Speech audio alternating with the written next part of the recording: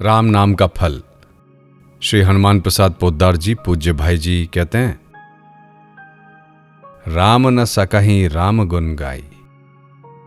एक विरक्त संत ने ये कथा एक बार मुझे कलकत्ते में सुनाई थी। घटना का उल्लेख किस ग्रंथ में है इसका मुझको नहीं पता, पर भगवान नाम की महिमा का इसमें जो वर्णन आया है वह वास्तव में यथार्थ लगता है। घटना चाहे कल्पित हो, पर महिमा तो सत्य है ही। वह इस प्रकार है। दो भाई थे, पर दोनों के स्वभाव में अंतर था। बड़ा भाई साधु सेवी और भगवान के भजन में रुचि रखने वाला था। दान पुण्य भी करता था, सरल हृदय था, इसलिए कभी कभी नकली साधुओं से ठगा भी जाता था। छोटा भाई अच्छे स्वभाव का था, परंतु व्यापारी मस्तिष्क का था। उसे साधु सेवा, भजन और दान के नाम पर ठगाया जाना अच्छा नहीं लगता था, और वह यही समझता था कि यह सब ठगी के सिवा और कुछ नहीं है।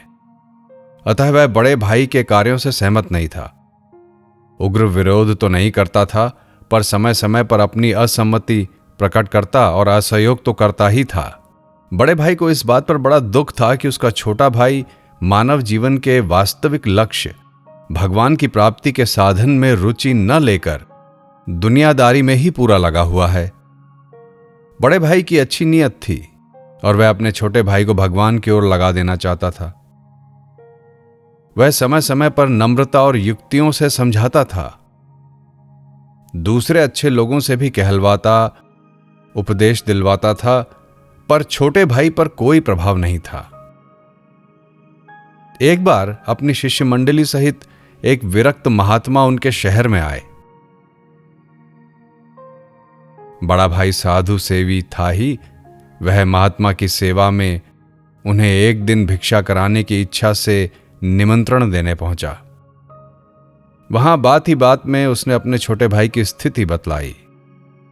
महात्मा ने पता नहीं क्या विचार कर उससे कहा कि तुम एक काम करना, जिस दिन तुम्हारा छोटा भाई घर में रहे उस दिन हमें भोजन के लिए बुलाना, और हम लोगों को ले जाने और लौटाने के समय एक बाजा साथ रखना।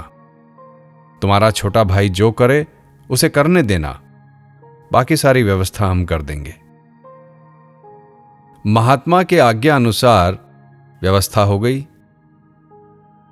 बजते हुए बाजे के साथ महात्मा मंडली सहित आ रहे थे। घर में उस दिन ज्यादा रसोई बनते देखकर और घर के समीप ही बाजे की आवाज सुनकर छोटे भाई को कुछ संदेह हुआ, और उसने बड़े भाई से पूछा कि रसोई किस लिए बन रही है और अपने घर की ओर बाजे के साथ कौन आ रहा है।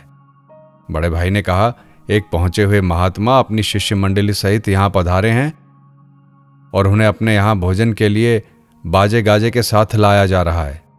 महात्मा भी पहुंचने वाले ही हैं। छोटे भाई को ये सब बातें बहुत बुरी लगी। उसने कहा, आप ये सब चीजें करते हैं, मुझे तो अच्छी नहीं लगती। आप बड़े हैं, आप जो चाहें सो करें, किंतु मैं ये सब नहीं देख सकता। इसलिए मैं कमरे में अंदर किवाड़ बंद कर बैठ जाता हूं। आपके महात्मा खा पी कर चले जाएंगे, तब मैं बाहर निकलूंगा। इससे किसी प्रकार का कलह होने से बच जाएगा। ऐसा कहकर उसने कमरे में जाकर अंदर से किवाड़ बंद कर लिए। महात्मा जी आए और सारी बातों को जानकर उन्होंने उस कमरे के बाहर की सांकल लगा दी। भोजन संपन्न हुआ। तदंतर महात्मा जी ने अपनी सारी मंडली बाजे के साथ लौटा दी और स्वयं उस कमरे के दरवाजे के पास खड़े हो गए। जब लौटते हुए बाजे की अंदर से आवाज सुनी, तब छोटे भाई ने समझा कि अब सब लोग चले गए। उसने अंदर की सांकल हटाकर किवाड़ खोलना चाहा, पर वो तो बाहर से बंद था। उसने जोर लगाया, फिर बार बार पुकार कर कहा, बाहर किसने बंद कर दिया है, जल्दी खोलो। महात्मा ने किवाड़ खोले और उसके बाहर निकलते ही बड़े जोर से उसके हाथ की कलाई को पकड़ लिया। महात्मा में ब्रह्मचर्य का बल था। वह चेष्टा करके भी हाथ छुड़ा न सका महात्मा ने हंसते हुए कहा, भैया हाथ छुड़वाना है तो मुंह से राम कहो। उसने आवेश में कहा, मैं यह नाम नहीं लूंगा। महात्मा बोले, तो फिर हाथ नहीं छूटेगा। क्रोध और बल का पूरा प्रयोग करने पर भी जब वह हाथ नहीं छुड़ा सका तब उसने कहा, अच्छा राम, छोड़ो हाथ जल्दी और भागो यहां से। महात्मा मुस्कुराते हुए ये कहकर बाहर निकल गए कि तुमने राम कहा सो तो बड़ा अच्छा किया, पर मेरी बात याद रखना, इस राम नाम को किसी भी कीमत पर कभी बेचना नहीं। ये घटना तो हो गई, पर कोई विशेष अंतर नहीं आया। समय पर बड़े भाई की मृत्यु हो गई और उसके कुछ दिन बाद छोटे भाई की भी मृत्यु हो गई। विषय वासना और विषय कामना वाले लोग विवेक भ्रष्ट हो जाते हैं और जाने अनजाने छोटे बड़े पाप करते रहते हैं।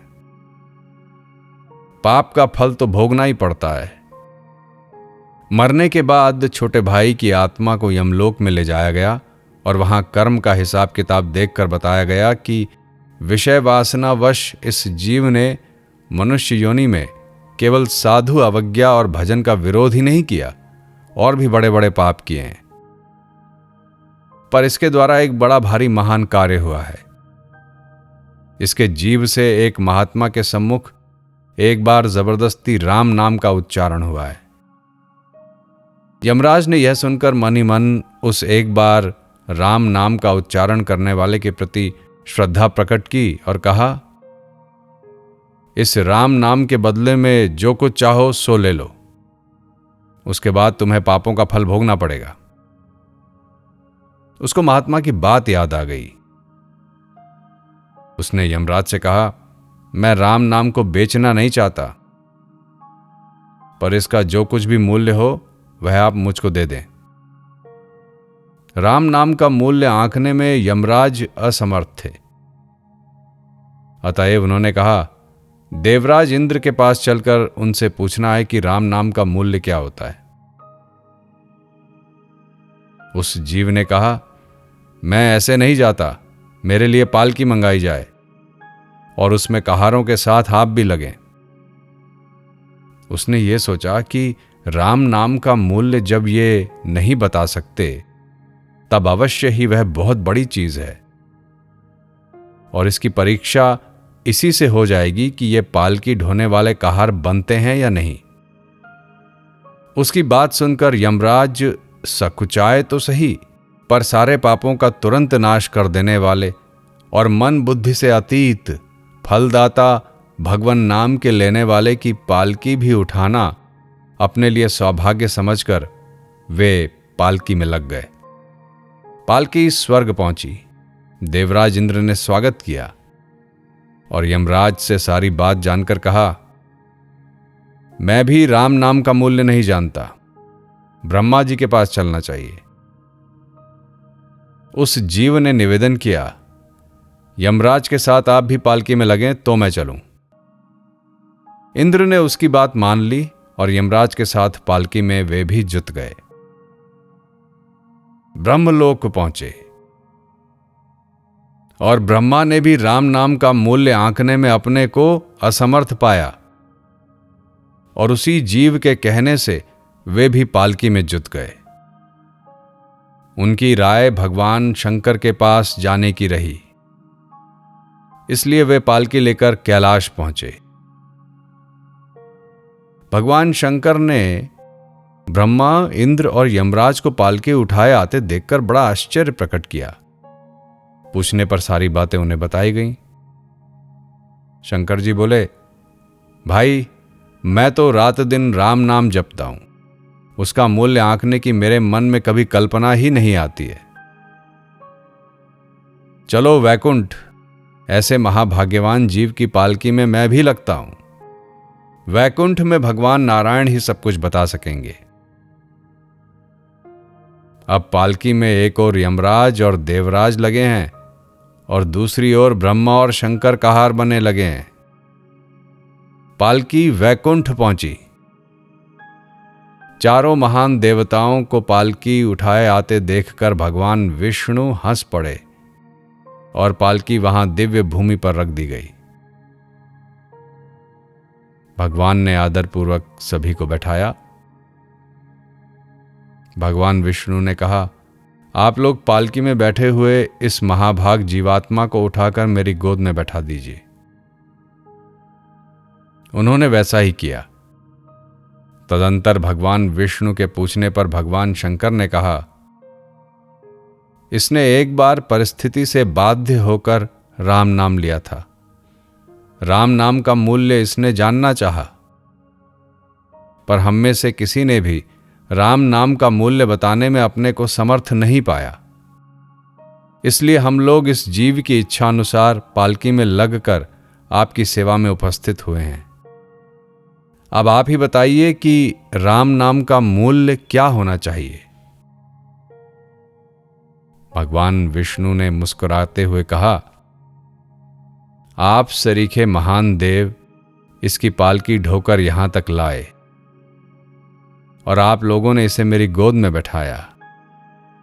अब यह मेरी गोद का नित्य अधिकारी हो गया। राम नाम का पूरा मूल्य तो नहीं बताया जा सकता, पर आप इसी से मूल्य का कुछ अनुमान लगा सकते हैं। आप लोग अब लौट जाइए। भगवान विष्णु के द्वारा लिए हुए एक बार राम नाम का इस प्रकार महान मूल्याभास पाकर वे सब लौट गए।